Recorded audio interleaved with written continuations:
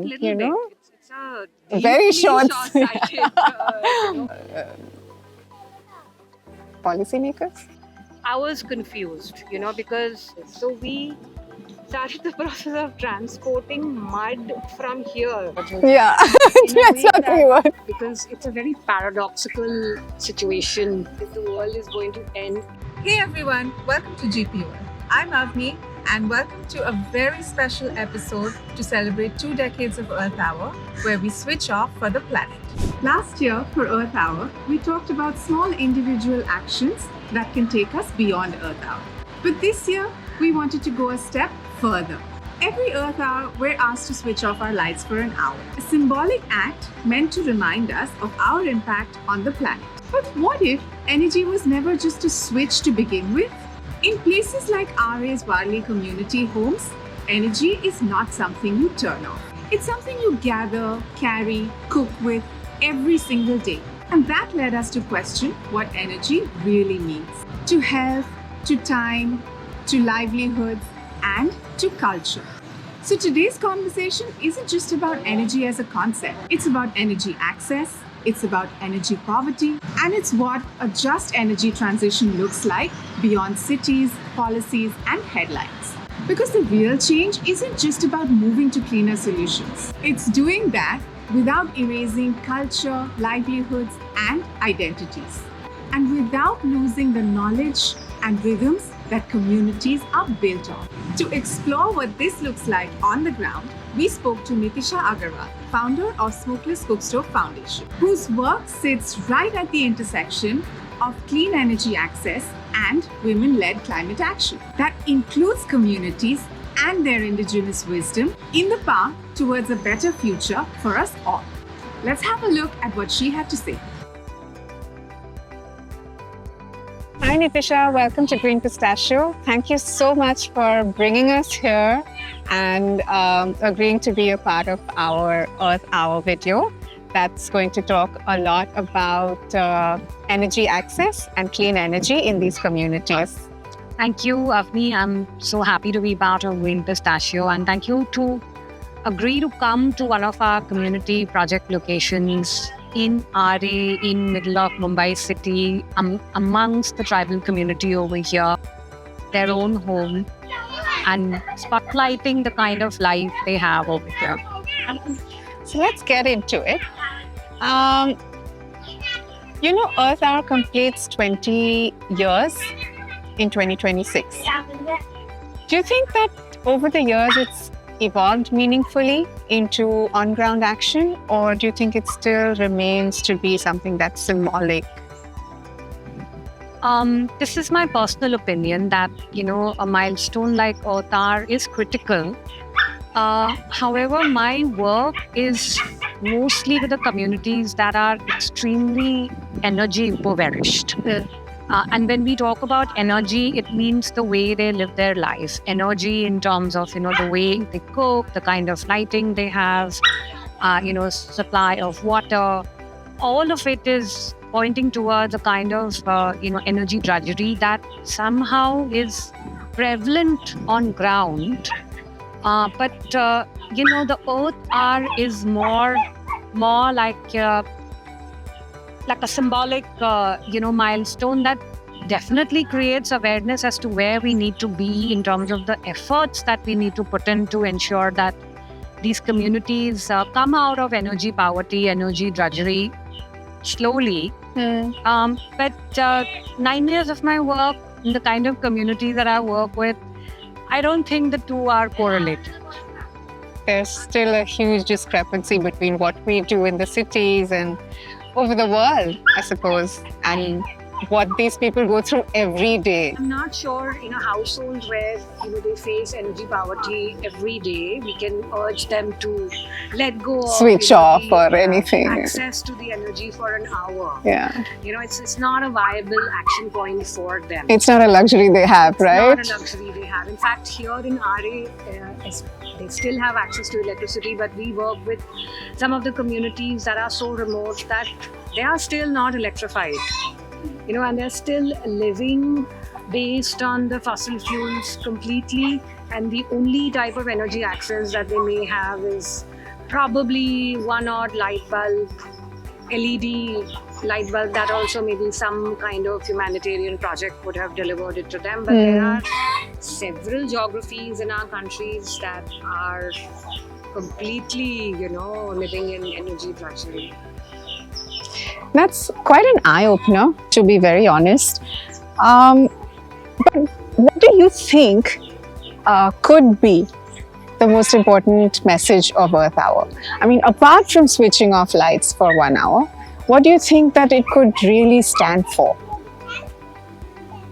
I think it's as a movement, Earth Hour is able to incorporate, diverse voices, include marginal communities, include those sections of our society who actually don't have a say in Earth Hour or Climate Weeks or whatever. They don't have a seat at the table.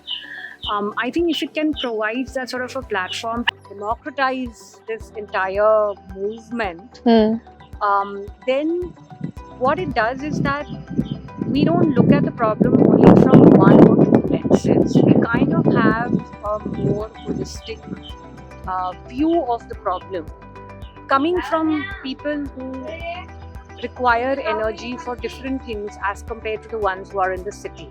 So there is a huge rural-urban divide. Absolutely. There is a huge divide from one state to the other within our country itself, and Earth Hour is global. So I think if there is a way to bring in more and more voices which are otherwise not heard or don't have a platform to be heard, then what it could kind of lead to is that our communities, our marginal sections start to feel a little bit more confident about sharing the problems, Right. at a bigger forum. Yeah, I think that being here today is our way of contributing to that, because we really love for the world, and starting from people who live maybe 10 kilometers away from where we are today, and I'm one of them, to see what their reality is, which is so far removed from our reality that we know. Speaking of support, what do you think these communities need today more than anything else? I mean, it's a difficult question to answer in a linear way, but also one of the most important questions.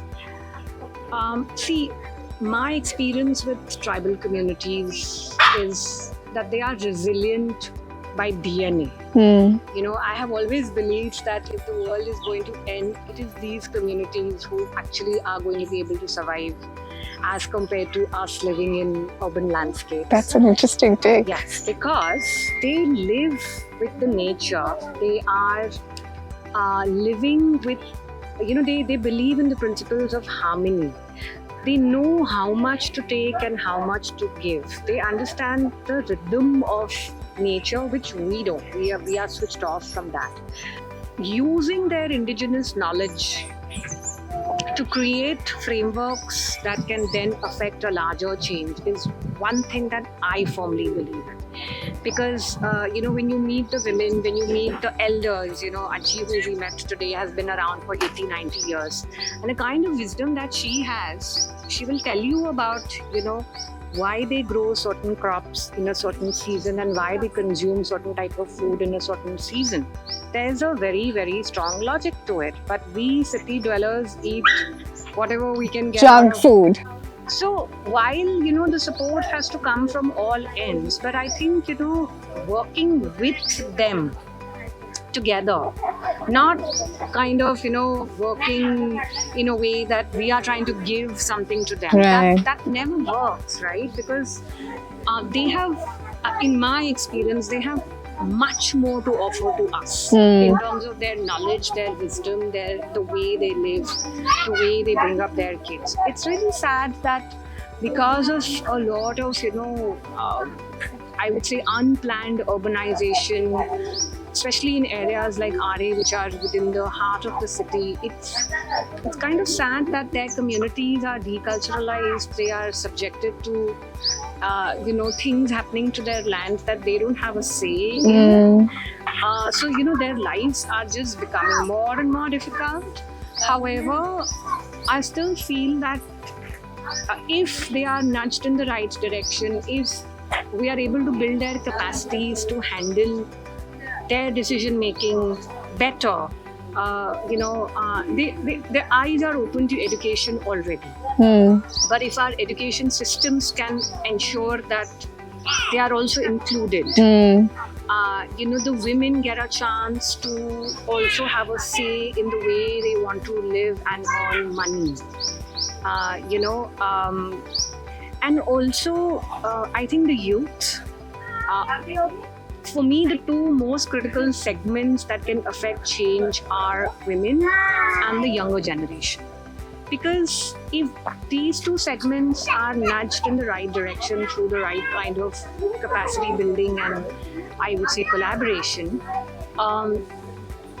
they can carry a lot of, weight on their shoulders to make sure that their communities transition towards a better life. They understand the need to stay away from overconsumption. Like you said, they work with seasons, they work with local produce. So all these things are kind of ingrained in them. So we don't actually need to teach them anything or give them anything. But what you're doing at Smokeless Cookstove Foundation is providing them with slightly cleaner energy options in their kitchens. So tell us, what does energy in a Warli kitchen, in a tribal RA kitchen, look like? Yeah, thank you for bringing that up because it's a very paradoxical situation for Smokeless Cookstove Foundation and our community. We would assume that since they are part of Mumbai, there would be a gas in every kitchen over here. And we think that it's normal for them to use gas for their cooking. But it's been about 5 years, or this is the 6th year since foundation has been working in small hamlets or padas as we call in RA. And it's really interesting that while a lot of households definitely have access to gas, but they continue to use traditional chulha for most of their And as per the latest survey that we did, which was just about a year back, that data points to the fact that out of 100 homes, 80 of them are predominantly using traditional ways of cooking. Now, what are the reasons for that? One is that they are a traditional, cultural, tribal community, which is quite... they have a way of cooking, which is determined by how they cook. And that's where a traditional way of cooking comes in. If you ask them that, they have a typical type of taste and flavor that they like in their food that is only delivered when they cook on firewood. So, you can't snatch that away from them. They have gas, but what happens with gas is that there's high affordability issue. So typically when we talk to the households, they will say that yes, the gas is there, but we only use it for occasional scenarios. We only use it when we have to cook something in emergency. So while we can see that, there is access, but it stops at affordability, especially in accessible communities. Of course, there are many communities who are hard to access. So there, the cost of delivering a gas cylinder is sometimes more than the gas cylinder itself, like in remote Himalayan. Wow. Who pays for it? The household. So do you really think that a household who's getting firewood for free and making chula traditionally at no cost is going to pay whatever it's costing today, 1100 rupees for the gas cylinder plus 300-400 rupees for bringing it to their household? No. For a household where the disposable income itself is, under 5,000 rupees, can we really think that they'll spend more than 1,000 rupees to access gas? That is a challenge in RA also. So while Smokeless Cookstove Foundation is very conscious of the fact that our solution, which is the improved way of cooking through a particular designed intervention that we make in the mud cook stove itself, it helps women to reduce the firewood burden by 50%, and it also reduces the smoke component of it, because we create a burn chamber that allows the firewood to burn much more cleanly.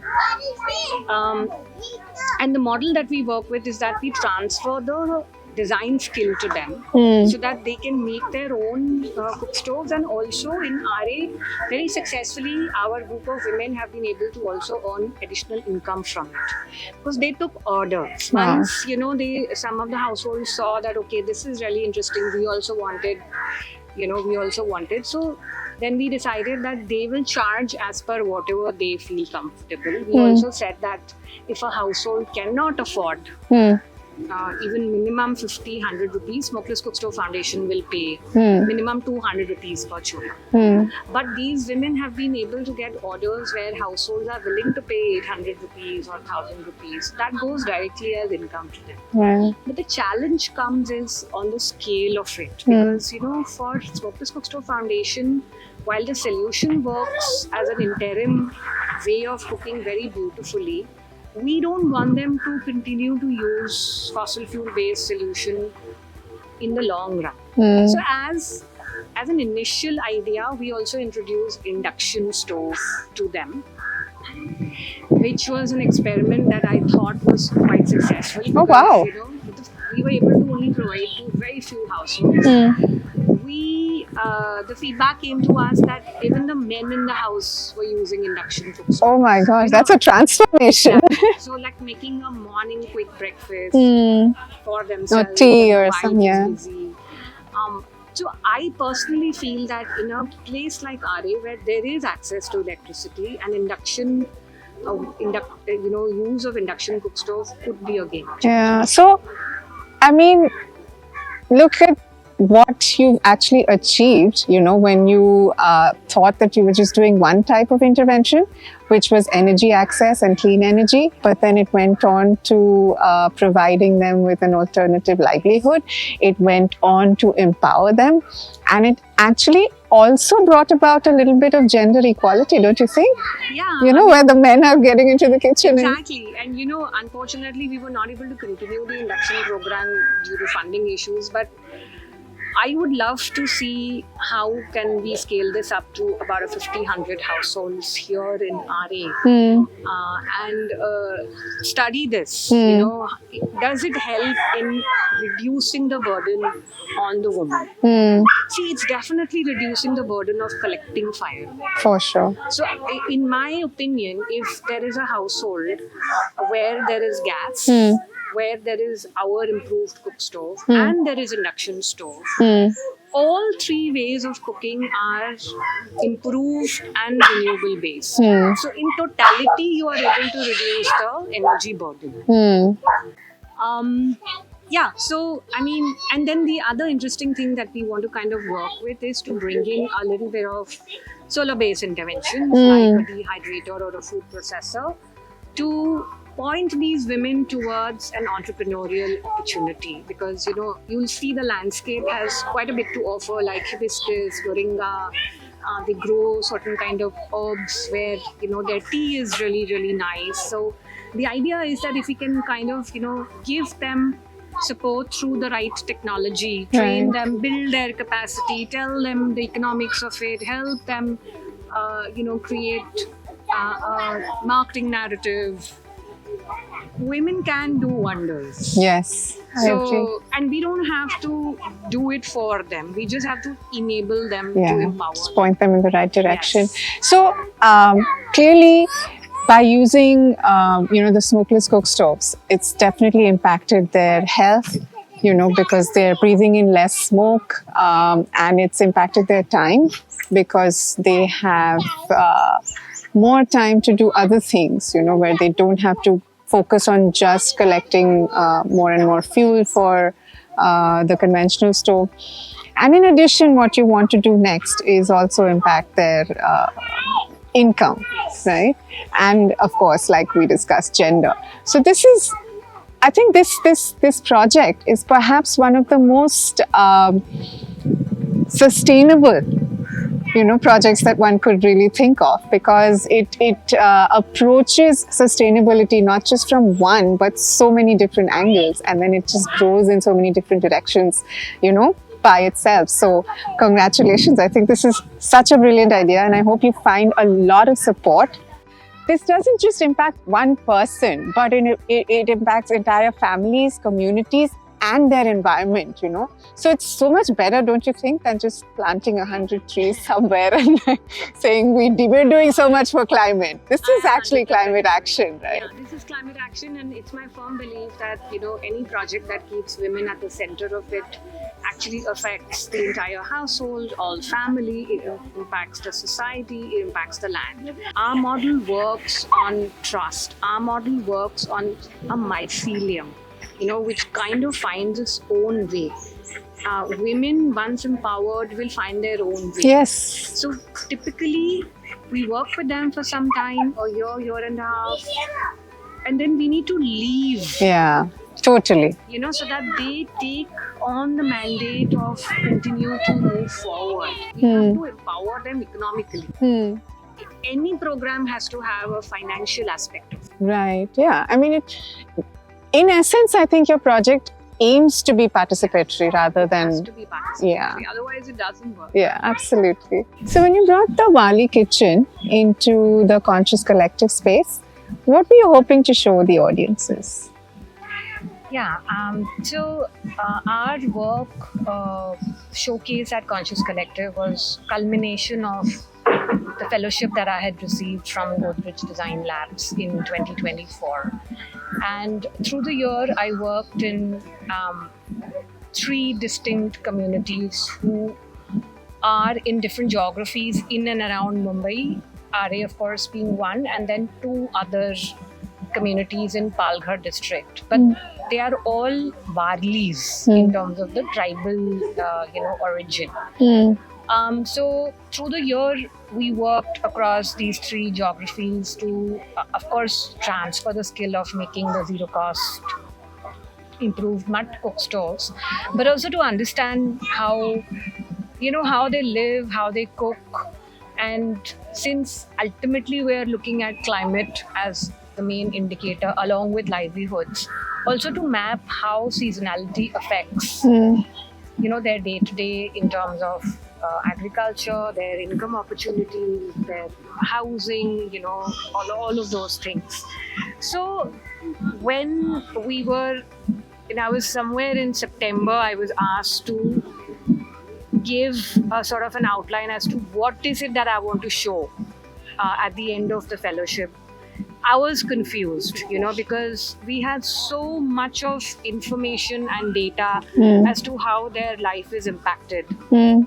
And 2024 was a year where we had a massive heat wave, where our work got really impacted. It was impossible to work through April and May in Palghar, and women would only step out. So how it affects, if I can share a little bit how that heat wave cycle affect them. So everything has to be done as far as their chores are concerned at a time where the sun is still not overhead, which means that, they have to wake up much earlier. They have to go and collect firewood much earlier. They have to finish their cooking, washing, cleaning much earlier. Go to the farm, do whatever they need to do at their farms and try to be back home by 11. So her day started so much more earlier because being out in the sun in the months of April and May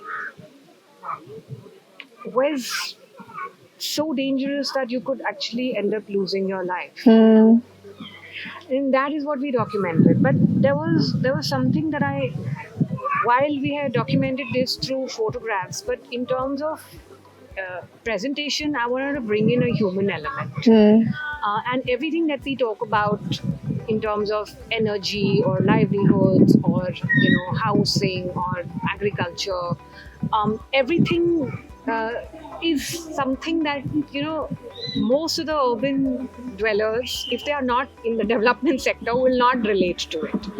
But what is it that we all relate to is actually the food. and cooking, and the way we cook food, what we cook, how the kitchen is. That's something that anybody in the city also can relate to.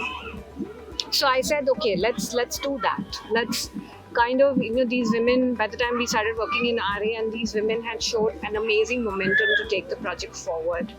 And, they were very eager to bring their culture to a larger audience. So we took it up as a challenge to see if we can recreate a tribal kitchen in an exhibit space, which is an old factory by Godrej and Vikhroli. And they were extremely gracious to allow me space 7 days prior to the exhibition, which was a mammoth task because, if I had to create a tribal kitchen, that means I had to create the structure, flooring, walls, everything like how an Adivasi kitchen is. So we started the process of transporting mud from here to Vikhroli in batches along with cow dung, and for the first 3 days we were just creating the flooring. Then these women worked hard to create the walls,